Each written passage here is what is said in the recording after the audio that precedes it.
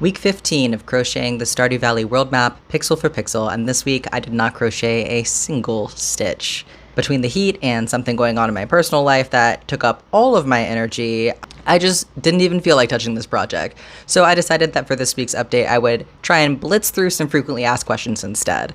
Starting with, will I be compiling information about the map somewhere?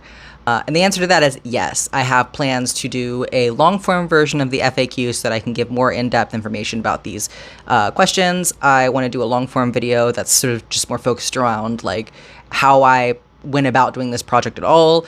And then I think I'll probably take all of the colors that I used and compile that information into like a blog post or something on my website. Question 2 is, how long does it take me to do one row? I don't have like concrete numbers on this, but I'm estimating currently that it's about 2.5 to 3 hours, probably more on the 3-hour side as we're getting into more complicated territory. Question 3 is, how am I color matching? And I am just going about it by eye. I have a book of DMC floss samples and I'm comparing those to the digital colors on my computer. I've seen some other recommendations for how you could go about that. This is just what works for me.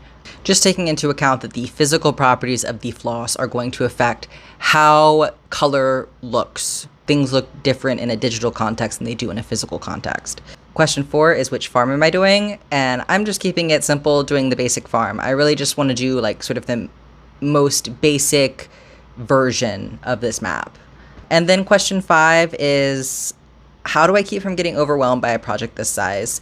I have my own tricks. I do, have things that work for me that I'm sure wouldn't work for other people. I think a big part of it is that I only ever work at my computer.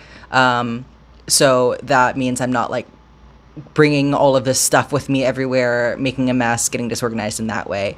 But I think another piece of information that's really important to keep in mind is that when I'm working on a project like this, it doesn't matter how big it is. I'm still only working one stitch at a time. So hopefully that gave you a little bit of insight into some of the things that you were maybe curious about. Like I said, I plan on making a long-form version of the FAQ to post on YouTube at some point. And there will be more long-form content coming from me in the future. You may have noticed I got a new microphone for that purpose. So if you have not followed me on YouTube yet, make sure to do so. And I will see you next week, hopefully with an actual map update this time.